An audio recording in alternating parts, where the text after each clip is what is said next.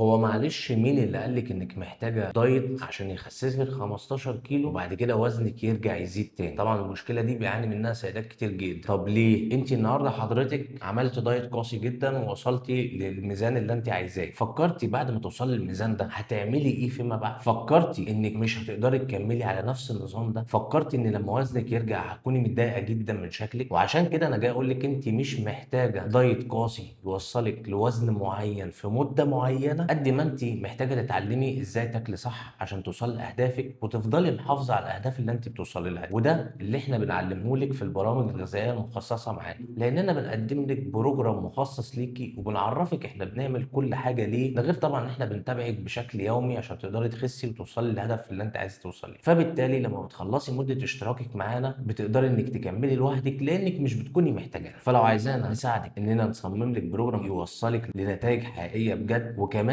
تضمني انك هتحافظي على النتائج دي، ابعت لنا رساله وخلينا نساعدك انك تبدايها صح.